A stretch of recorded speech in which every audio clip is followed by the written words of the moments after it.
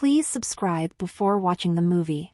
Welcome back to Movies Recap. In a football stadium, a match between two arch-rivals has begun. The spectators are enjoying every second of it and cheering for their respective teams. However, one particular man seems to be scared. He knows something that no one else does, that the stadium will explode if the noise level exceeds 100 decibels. There is an indicator inside the stadium that displays the noise levels. As the scared-looking man is on the phone, talking about the possible explosion, a fan overhears him and inquires about the matter with an anxious look. The man reveals everything about the possible explosion. He then asserts that if a goal is scored, the noise levels will obviously increase. Hearing this, the fan becomes worried, but he knows what he is supposed to do. He has to prevent any goals until the final whistle. Unfortunately, the home team gets a penalty. Chaos is about to unfold, but in the nick of time, the fan heroically runs to the pitch and kicks the ball. This delays the explosion for the time being, but can he delay it until the full-time whistle? Following this, the movie goes into a flashback in depths of the ocean east of Hiroshima. A Korean submarine named Halley is passing through. Inside, there are several Navy officers trying to protect their country from attackers. The leader of the group is Kong Do-young.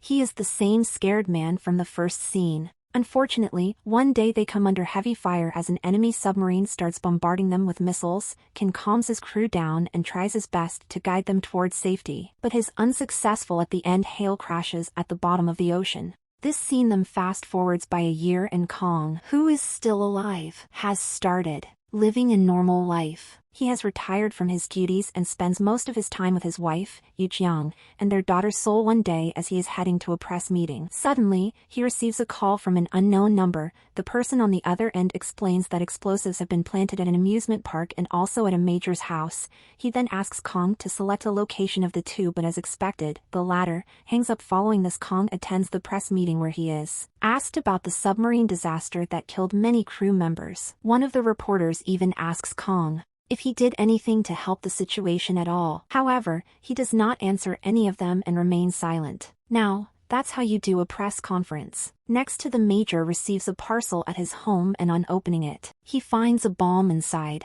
At the same time, another bomb is found at the amusement park as mentioned by the anonymous caller. Sadly, before the major can react, the bomb explodes, leaving his whole family injured. In the next scene, Kang's wife, Yoo-jung, receives a call informing her to arrive at the amusement park as soon as possible, right? Then the bomber calls Kong and orders him to install an app on his phone. He explains that the app will block all other calls and messages apart from his. Kong obviously thinks the entire thing is BS and refuses to comply, but when the caller threatens to detonate the next bomb, he hurriedly installs the app. As soon as he installs the app, he receives the next location, which is going to be bombed. To Kang's horror, it is the city's largest football stadium, Asia Etiquette Main Arena. Before hanging up, the bomber warns Kong against informing the police and gives him 60 minutes to save the people in the stadium. Kong wastes no time and rushes to the Asiatic Main Arena where a club football match is being held. He goes inside the stadium and immediately starts panicking after noticing the sheer number of spectators there. Moreover, finding a tiny bomb inside this time frame is also virtually impossible. Just then the bomber calls Kong and gives him some instructions. Firstly, the bomb works on sound.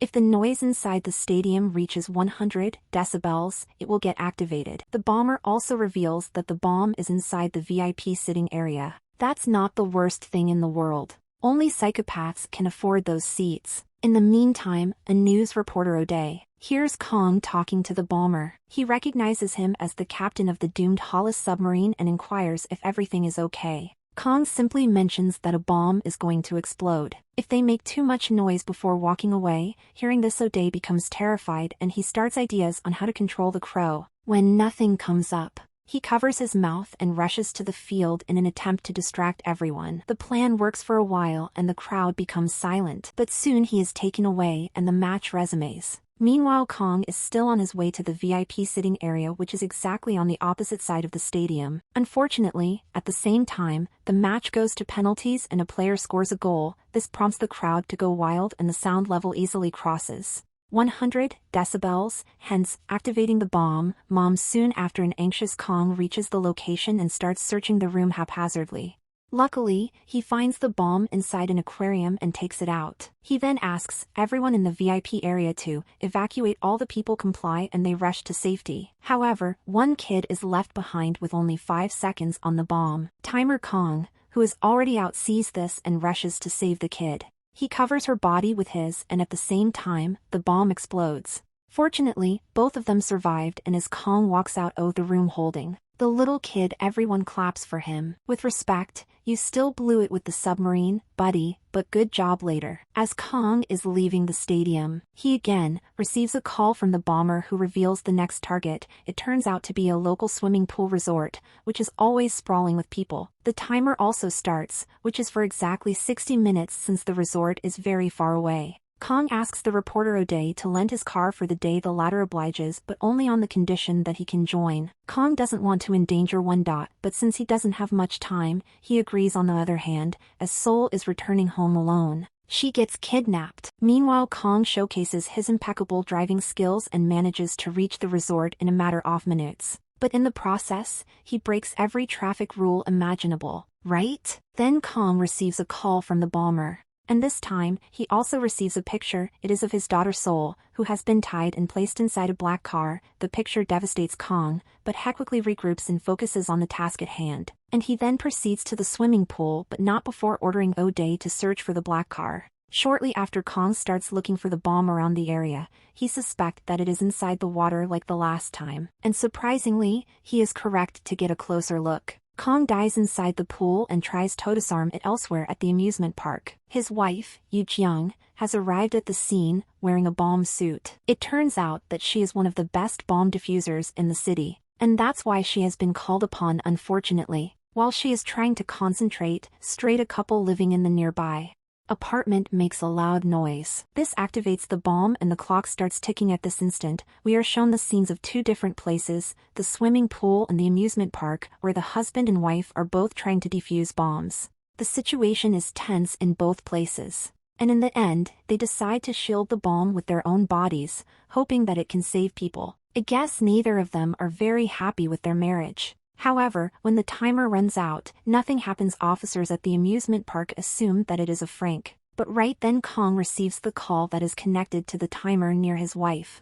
Now both of them can hear each other. Yoo Jeong can also see a picture of her kidnapped daughter inside the timer. Then the bomber speaks up and reveals that a large explosive is set under the ground where Yoo Jeong is standing. She can run, but if she does so, little Seal will be killed. Kong, who is hearing everything, begs his wife to run away, but she doesn't move an inch short. While later a large explosion occurs, which tosses her a few meters away. Way at the parking lot, O'Day discovers the black car he was looking for, and somehow opens the door, but as soon as he does so, a small explosion occurs, causing him minor injuries. Kong also arrives at the scene, but doesn't find any signs of Fi's daughter inside the car. In the following scene, we're finally shown the mastermind behind all the terror attacks. He is Tae-young, ex-Navy, who is a part of the Hala submarine when it came under attack. His brother was also in the submarine, but he passed away on that fateful day. Now, Tae-young is doing all of this to take revenge on the government and Kong for their arbitrary decisions. Elsewhere, the city section, Chief Officer Young Han is informed about the explosion at the amusement park. He is also told that the bomb diffuser Yoo Jeong is still alive, which makes her an obvious target for the bomber. Hence Young Han asks his driver to take him to the hospital immediately, but before they can reach it, Tae-young enters Jang Yu's medical room and kills her security guard. On the other hand, Kong and Odia go to meet an ex-Navy officer and inquire about this Young's whereabouts. The latter gives them an address, and so the search begins. After a while, Kong enters the perpetrator's house, where he finds a lot of materials scattered around. These are the same materials that are used to make the bombs, right? Then, Kong receives a call from Tae-young, who holds him responsible for the death of his other co-officers. Kong tries his best to justify himself, but Seong does not listen and suggests that he meet him at the Mist Hotel. After this, disguising himself as ADR, Tae-seong takes Yoo Jeong out of room in a wheelchair to the hallway. In the meantime, Young Han also arrives there, but fails to recognize the perpetrator. He instead goes straight to Yoo Jeong's room and finds her guard lying dead on the floor. Alarmed, he orders his driver to scan the whole area for Tae-young. The latter does find him and initiates a fight, but in the process he gets killed, allowing Tae-young to drive away with Jeong. Meanwhile, a worried Kong calls Young Han and explains the entire situation to him.